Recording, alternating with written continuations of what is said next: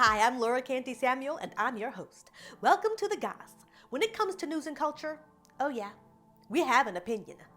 Black and brown communities are bonding together stronger than ever before. But who is still more likely to have their rights trampled upon? Reggie or Pedro? Neither one. Apparently, it's this bitch right here. Ma'am, what happened to you? I got maced. You got maced? By the police.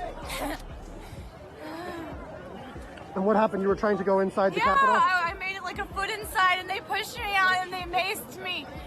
What's your name? Where are you from? My name is Elizabeth. I'm from Knoxville, Tennessee. And why did you want to go in? We're storming the Capitol. It's a revolution. How dare she not be allowed to storm the Capitol?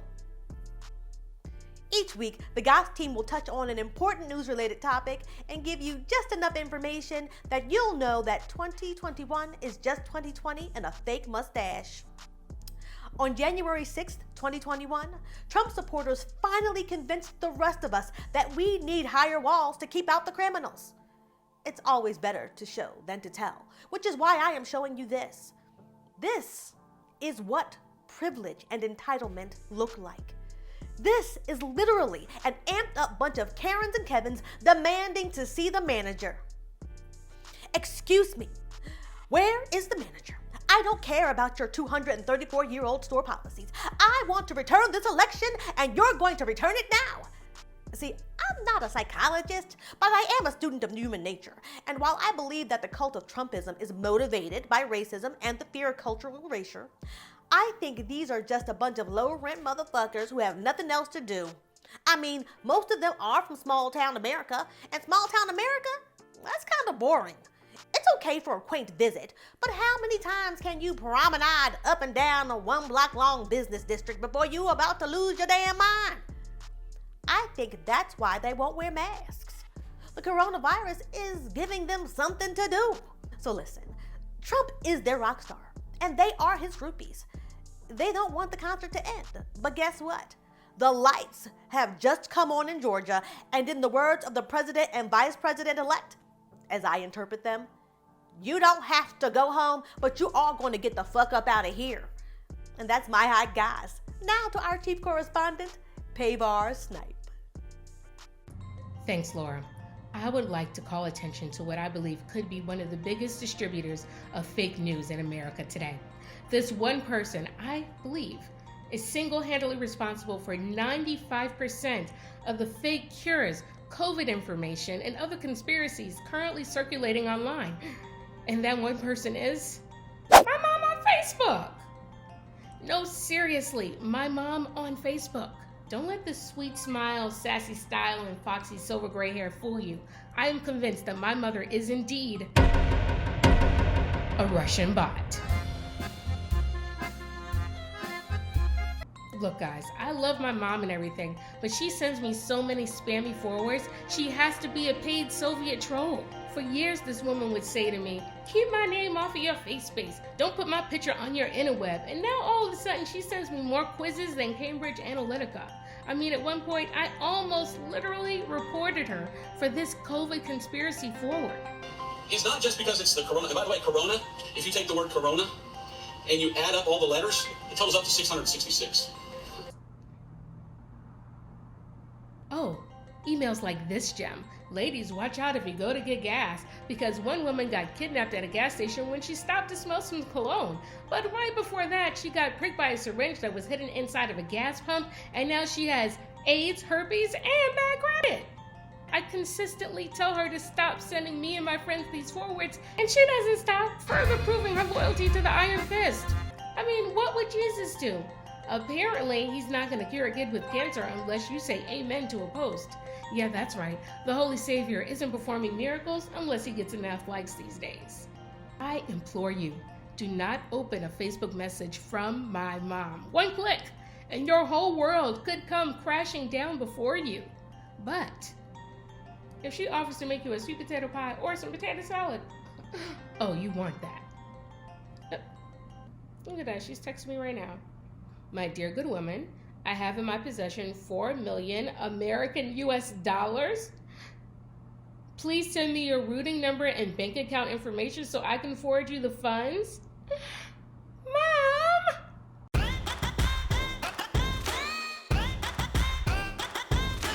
When you look at this black man, you might see a picture of success, and yeah, I've worked hard. But success is only 10% perspiration. The other 90%, that's preparation. And that is why I am the most prepared black man in America. I'm never late for work, because I never left the job. You'll never catch me with my pants down in a Skype interview, because I only Skype interview in person. When I go out for an early morning run, I don't. When I shop, I follow myself around the store.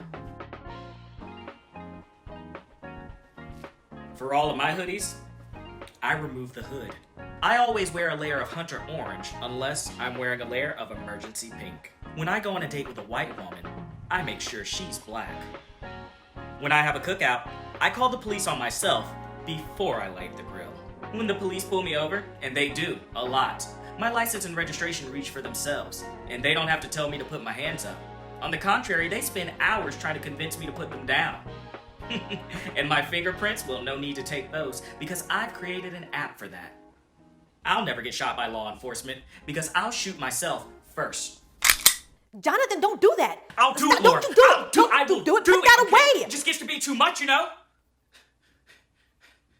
But I'll put it down, because even if I did do it, I'm the most prepared black man in America. I completed EMT training and medical school so I can be prepared for moments like this. I'm prepared for anything. Jonathan, are guns even legal in New York City?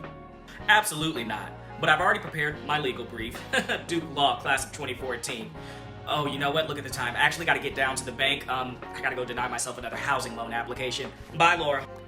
Jonathan Ross, the most prepared black man in America.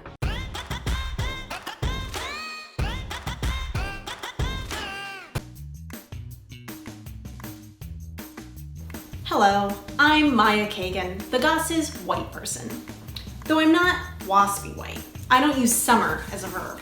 I'm 99.7% East Coast liberal and 0.3% Karen by volume, which is the intrinsic minimum amount of Karen in anyone with the privilege of skin so white you could get sunburned by a ring light. In addition to being a white woman, I'm also Jewish, meaning I ch when I say Hanukkah, but will also gladly polish off a tin of Christmas cookies. And today, as a Jewish woman, I'm here quelling for Kamala. Kamala Harris's husband is Douglas Emhoff, this total dilf. He's the nice Jewish lawyer from Brooklyn all our moms wanted us to marry. In my book, this makes Kamala an honorary chosen person, a boyfriend. Her stepkids have a nickname for her that captures it perfectly. Kamala is Mamala. And Mamala, which is an endearing Yiddish nickname meaning little mama, wears the title well. She told Harper's Bazaar that she loves feeding people. Feeding people is imprinted in the DNA of every Jewish woman. My 23andMe results looked like a deli menu. I'm third generation matzo ball. Mamala also knows how to throw down in the kitchen. Her favorite meal to prepare is simple roast chicken, to which I say, challah. No, really, pair that with a challah and you've got Friday night Shabbos dinner. As a woman, I also admire Mamala's family of bold matriarchs. Her maternal grandmother, for example, used to drive around Indian villages with a bullhorn telling women how to get birth control, which is the actual definition of chutzpah. Vice President Mamala is exactly what this country needs right now. There is racial injustice and excessive deaths from COVID, and the Venn diagram of those two things is just a single circle, much like expired gefilte fish and diarrhea. With Mamala as Veep, we'll have competent leadership to support the policy changes we need. It will be chicken soup for a nation's soul. Let's go, Veepala.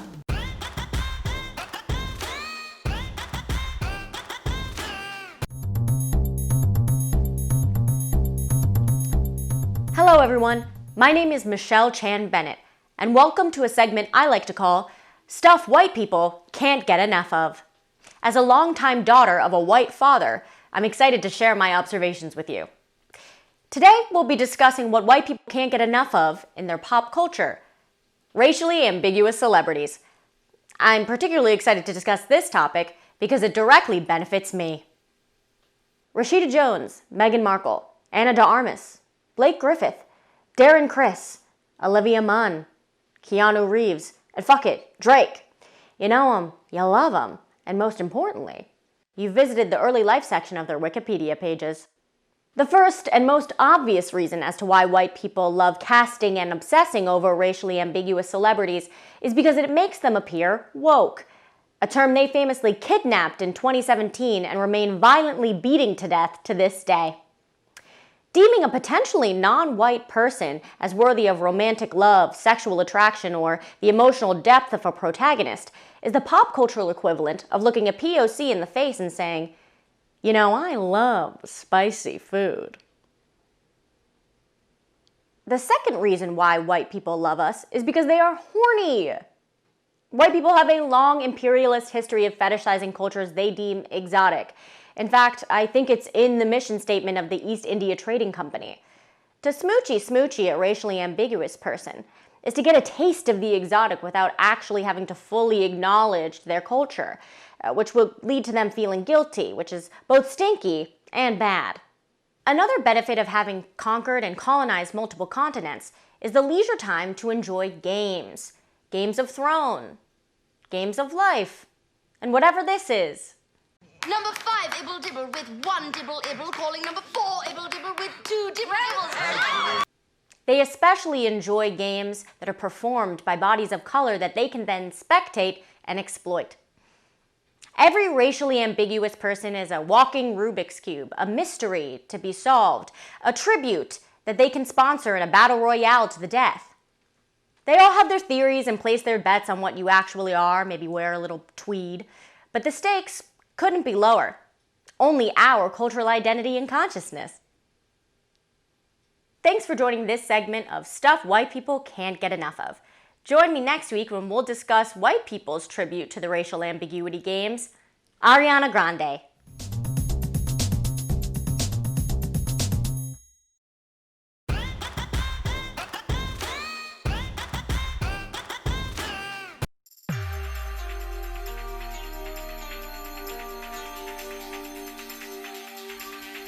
A new government report says man-made climate change is already damaging the United States, and it's only going to get worse in the coming decades. We need help.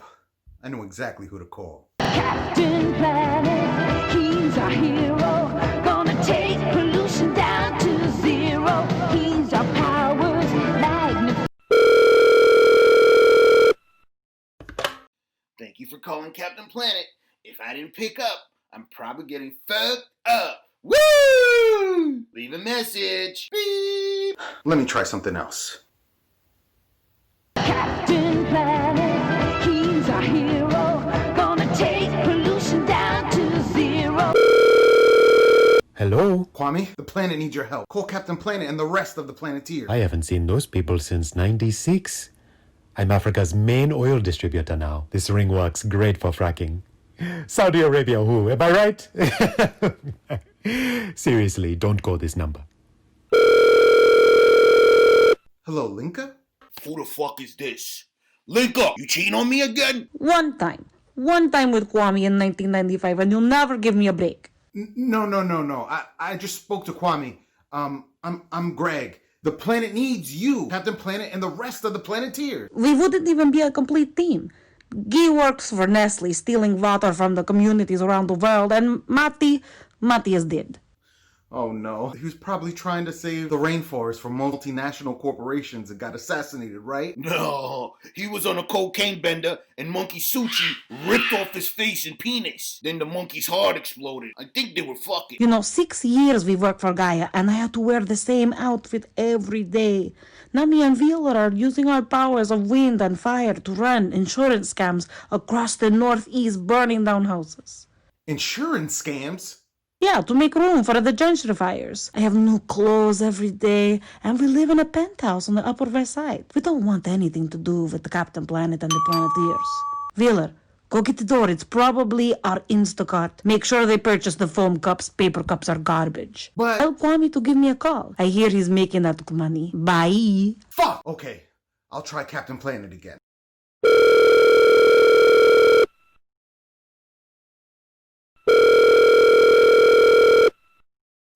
Captain Planet, the planet needs your help. No, dude. The planet's fucked. I'll take some donations, maybe $50. I'll give you an HJ for 10. Captain Planet, he's our hero.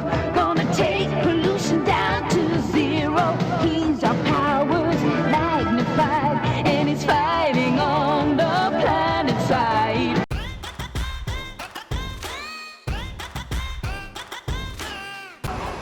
We're undercover to see just how far people are willing to go to combat racism and intolerance where the rubber meets the road. Here, in an anarchist jurisdiction. Welcome to Radical Park Slope, Brooklyn, home and breeding ground of future coastal elite yoga instructors and vegans. Can I get a latte? Yeah. Do you charge extra for almond milk? Yeah. Even though a majority of people outside of Europe are lactose intolerant? Okay. Just a little structurally racist. Okay. You can just have the milk. It looks like at least one Park Sloper is committed to fighting white supremacy. Very milky white supremacy. Equality. Oh, is it extra for the almond milk? Yes. Huh. It's to support like the Black Lives Matter movement. So what can I help you? What are you looking for? I wanted to get an almond milk latte, but I mean it feels wrong to like upcharge people of color for the joy of not having diarrhea. Sorry. It's okay. I mean, we can certainly throw it in for free. Looks like equality strikes again. Are you gonna drink all that? Yeah, why? Is it extra for the almond milk? No. I mean, yes. It is? Yes.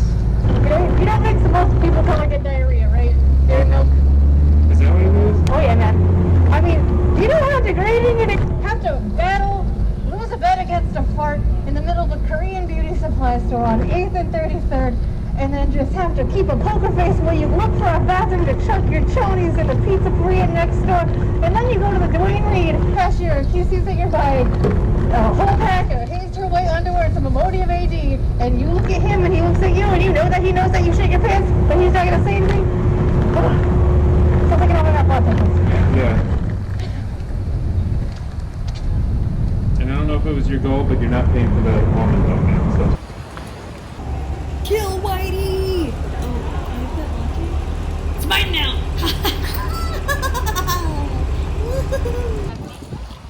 Park Slopers are really committed to combating intolerance, lactose and otherwise.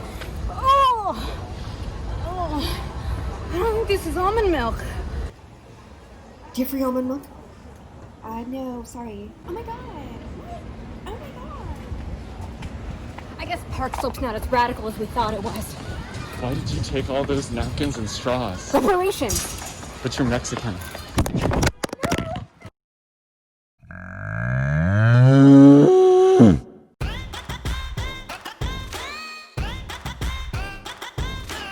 It's been many long months of quarantine, so I thought I'd learn about the American dream. And I'll be honest with you, I found this time a test. So these 6 strings and this old guitar, I shared the best of America I'd learned so far. And in the best way, country and western. So I studied far and I studied wide. I mean, I did travel, I was stuck inside. My conclusion fits every child and grown-up. The best thing in America, oh, the best thing in America is a little place I like to call Dunkin' Donuts. Oh, these double D's are built to please. Every sandwich is covered in cheese. The best thing in America is Dunkin' Donuts. Oh, if you order a coffee in store, it's white by default. Need I say more? The best thing in America is Dunkin' Donuts.